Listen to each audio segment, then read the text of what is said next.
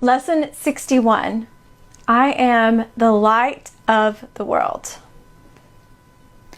Who is the light of the world except God's Son?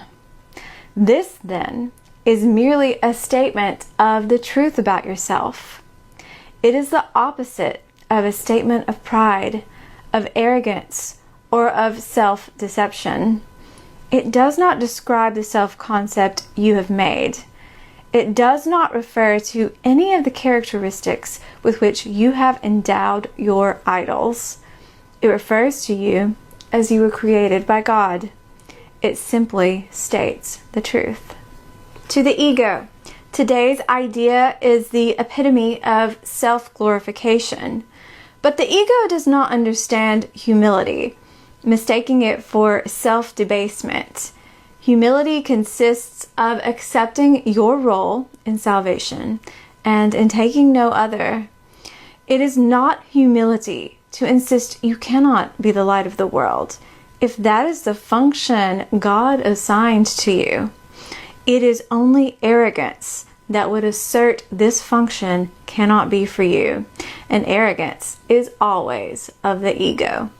True humility requires that you accept today's idea because it is God's voice which tells you it is true. This is a beginning step in accepting your real function on earth. It is a giant stride toward taking your rightful place in salvation. It is a positive assertion of your right to be saved and an acknowledgement of the power that is given you to save others. You will want to think about this idea as often as possible today. It is the perfect answer to all illusions and therefore to all temptation.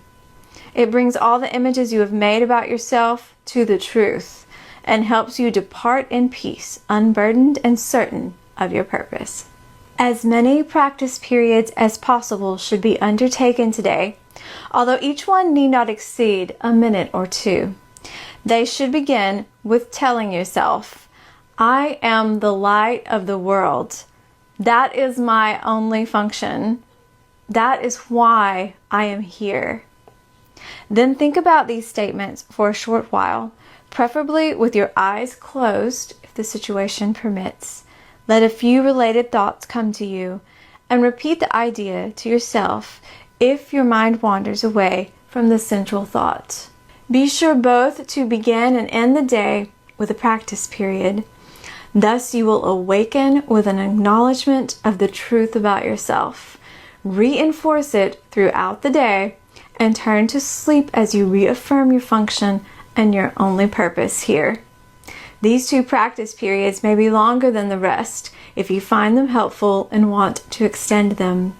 Today's idea goes far beyond the ego's petty views of what you are and what your purpose is. As a bringer of salvation, this is obviously necessary. This is the first of a number of giant steps we will take in the next few weeks. Try today to begin to build a firm foundation for these advances. You are the light of the world.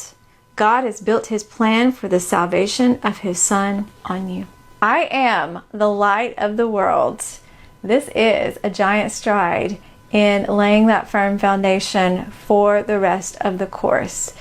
We have just come out of Review 1 for the past 10 days that covered the first 50 lessons in the workbook. So here we are with this beautiful statement of identification, who you are. I am, as we know, is a very powerful statement. And whatever comes after I am is who you are declaring yourself and claiming to be. I am the light of the world. When you know who you are, you know why you're here, you can then become effective at why you're here, your purpose, instead of at the effect of everything that's happening in the world. You are the light of the world. You're a miracle worker. This lesson talks about arrogance and humility. And A Course in Miracles says that we have arrogance and humility backwards because it's our ego who is declaring who and what we are. we think we are humble to say, oh, I can't be that powerful. I can't be the light of the world. This can't be my purpose. I can't be that important. And that's humble. And A Course in Miracles says, if God created you and you were saying those things, no. That's arrogant. You're kind of spitting in the face of God because He created you. And if you don't believe that about yourself, you must not believe that about Him. Light is understanding, according to A Course in Miracles. So if you are the light of the world, that means you are a miracle worker. You are bringing love, you are bringing light, you are bringing understanding to a very confused and chaotic world.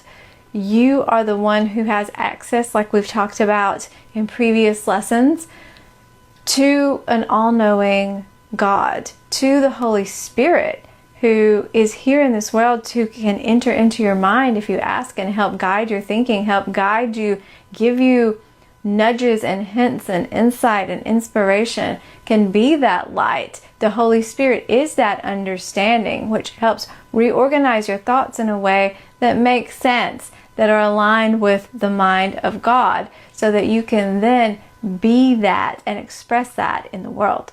In a dark and confused world, which is just simply the nature of the world that we made, you are the light. You are the miracle worker. You are the one who brings the solutions. You are the one who brings the light. You are the one who brings the love. You are the one who brings the holiness. You are the one who brings the understanding. You are the one who brings God and love and holiness and the good and the beautiful and the true into the loveless world. What more important purpose could you have? And that, my friends, is humble, not arrogant. One of my favorite sayings is, walk this earth like God sent you. And He may not have sent us into the world, but we're here. And while we're here, we're going to walk through this world like we're the miracle workers that we are. And that is the humble perspective. That is the right alignment. That is our purpose. That is God's plan for salvation. He's depending on us to remember that, so that we can help our brothers awaken, so that we can awaken ourselves, so that we can get back to that sufficient number of miracle-minded people that will transform the world into a happier world, into a happier dream, the Course says. And from there, God will take the last step in waking us all up. So let's go work some miracles and walk the earth like God sent you.